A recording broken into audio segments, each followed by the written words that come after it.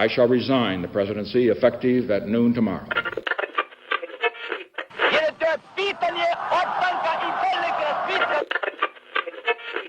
Sejam todas, todos muito bem-vindos a mais um episódio do Podcast de História.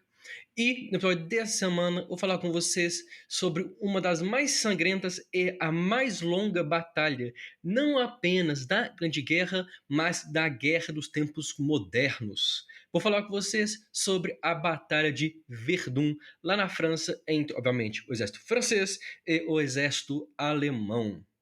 Essa batalha é muito importante para a guerra como um todo, e então fica aí que vai ser um episódio muito interessante. Mas, como sempre, antes de começar, eu quero deixar aqui meu agradecimento à querida Tatá por financiar o podcast.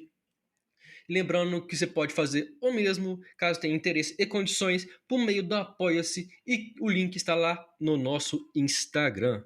Mas sem mais delongas, vamos lá. Vamos pegar o avião e ir diretamente para Verdun.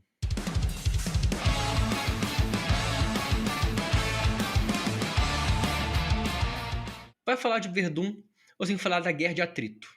A ideia de que a Primeira Guerra Mundial, não se ligada apenas no combate em si, mas também, ou junto a isso, haveria as mortes por atrito, por doenças, por ferimentos, por questões não necessariamente relacionadas à troca de tiros em si. E nesse contexto, o general alemão Erich von Falkenhayn, peço perdão pela pronúncia, alemão não é uma língua que eu domino muito, via justamente a França como principal oponente, porque acreditava que derrotando a França enfraqueceria os britânicos e conseguiria conseguiria os derrotar. Mas para isso seria necessário dominar a fortaleza de Verdun. Para quem não sabe, inclusive, Verdun é uma cidade, fica na França, uma região ali nas margens do rio Meuse, na França. Inclusive vale a pena visitar, quem tiver interesse, quem gosta de estudar de história e estudar guerra, vale a pena, uma visita muito interessante. E a fortaleza, especificamente, que hoje em dia é um museu maravilhoso, se tornou um alvo essencial para os alemães, pois capturando a fortaleza seria possível comandar as áreas, controlar as áreas ao redor. E justamente por isso, os franceses não podiam permitir o sucesso inimigo. Não podiam permitir que essa região caísse nas mãos da Alemanha, e diziam até mesmo que a moral francesa não resistiria à derrota, à queda de Verdun. Não é à toa que nós acreditamos ao general Nivelle a frase "Ils ne passeront pas", traduzindo para "eles não devem passar, eles não passarão".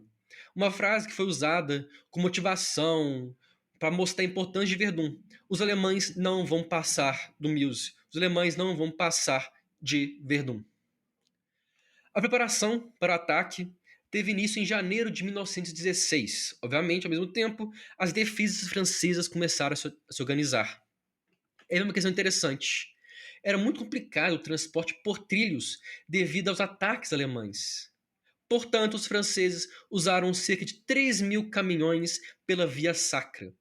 A rodovia que ganhou esse nome pela sua importância no transporte de munições, tropas, equipamentos, suprimentos para a frente de batalha. O ataque em si teve início na manhã do 21 de fevereiro de 1916, com bombardeio alemão e, na tarde do mesmo dia, o ataque da infantaria. Foram 3 dias de ofensiva até que a primeira linha de defesa francesa fosse rompida. Com o sucesso dos alemães, os franceses decidiram mudar a estratégia e nomearam o general Philippe Pétain responsável pela defesa de Verdun. Sim, o Pétain, o mesmo herói de guerra da Primeira Guerra Mundial e que trai a França na Segunda Guerra Mundial, assumindo um lado colaboracionista com os nazistas. Uma das estratégias do Pétain, de passagem, uma espécie de rodízio de tropas. A ideia era de que, tempo em tempo, os soldados que estavam no fronte voltariam para a retaguarda e os da retaguarda voltariam para o fronte. Essa rotação permitiu não que apenas 75% dos soldados franceses tenham lutado em Verdun, mas também permitia que os soldados descansassem um pouco mais. No fim de fevereiro, mais um ataque alemão foi realizado, porém, dessa vez, eles foram derrotados com um alto número de baixas. E é nessa questão aqui que eu retomo a Guerra de Atrito. Os aliados se preparavam para atacar a região do Somme, uma região ali na França, perto de Verdun, onde seria travado uma das mais sanguinárias, se não a mais sanguinária batalha da Primeira Guerra Mundial. E a ideia seria não apenas o ataque em si ao Somme, mas também esse ataque levando os alemães a tirarem suas tropas de Verdun e mandarem para lá, enfraquecendo a posição alemã naquela região. Mas, ao mesmo tempo, os alemães sabiam disso e atacavam Verdun, desgastando as defesas francesas, impedindo que muitas tropas se organizassem ou fossem levadas para o Somme. Por isso a guerra de atrito. Um lado querendo prejudicar mais o outro, não apenas em batalha, mas no cansaço, nas doenças, nos ferimentos.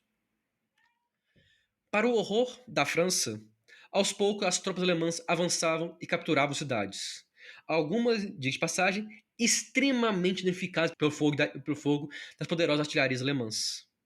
Apesar desse avanço, o impasse permanecia. Ambos os lados traziam mais reforços, novas estratégias, novas técnicas, mas não havia uma penetração significante nas linhas inimigas.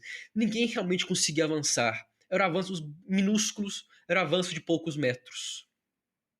Isso não quer dizer que não houveram sucessos. O Império Alemão foi capaz de capturar locais estratégicos em junho, mas aí é uma questão interessante. A história, muitas vezes, ela é feita de coincidências, posso colocar.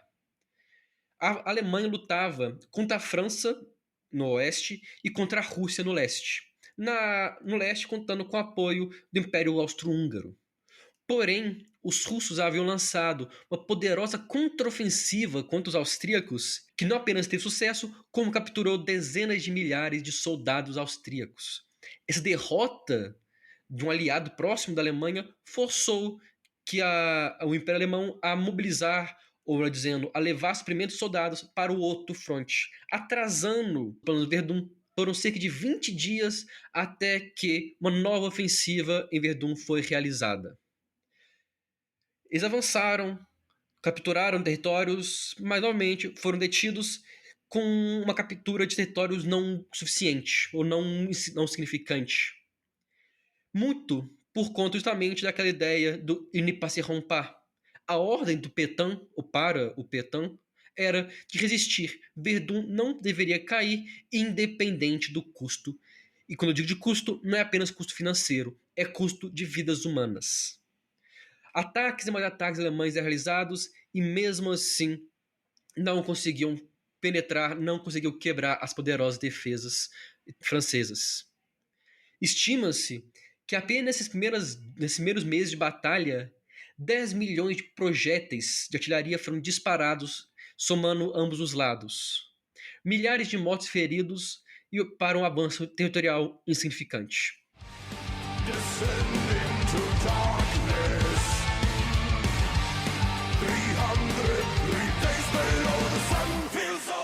A situação mudaria em outubro.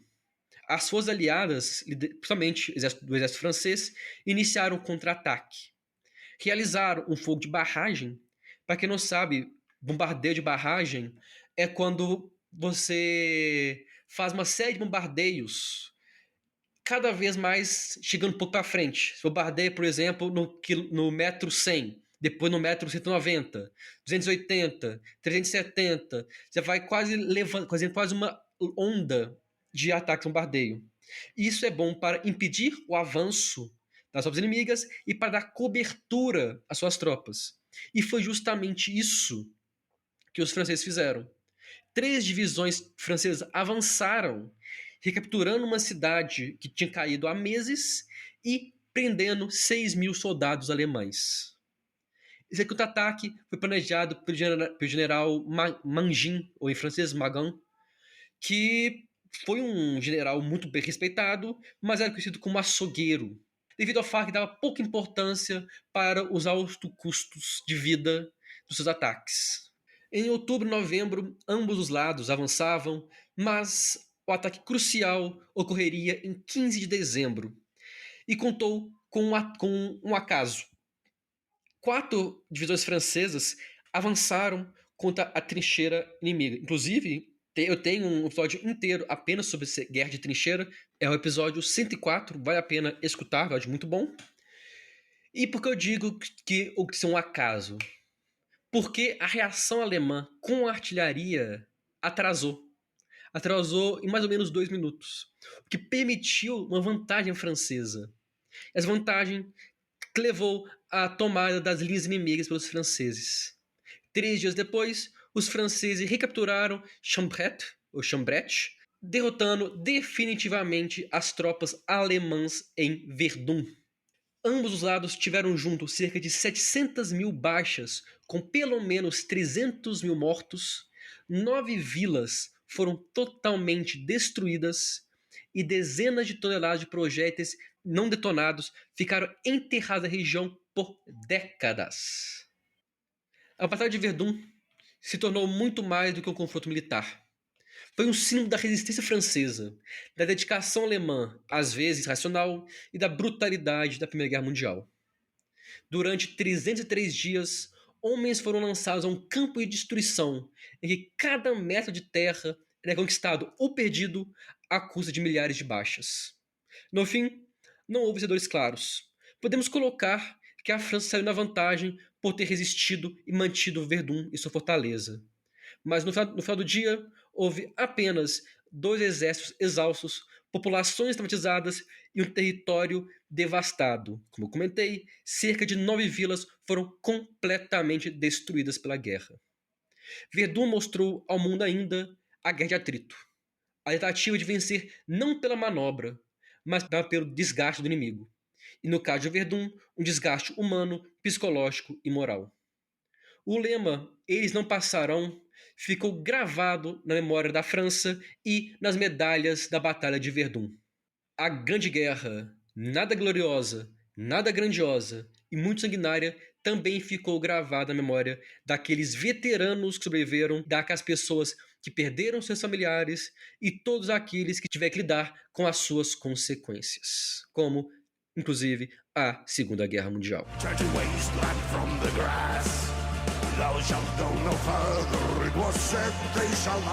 Eu agradeço a todo mundo que estou por estar aqui. Convido vocês a nos seguir no Instagram, Twitter, Facebook, Blue Sky e TikTok para estar sempre por dentro de quando um novo episódio for publicado. Lembrando que lá no nosso Instagram você encontra o Apoia-se para você financiar o nosso programa, ajudando a manter ele no ar. Mas você pode nos ajudar e muito compartilhando esse e outros episódios com os amigos, colegas, familiares, qualquer um que você ache possa gostar de entender um pouco mais da história da Primeira Guerra Mundial, da história de Verdun e da história como um todo. No mais, espero ter gostado. Vejo todos vocês na próxima semana. Um grande abraço e até lá.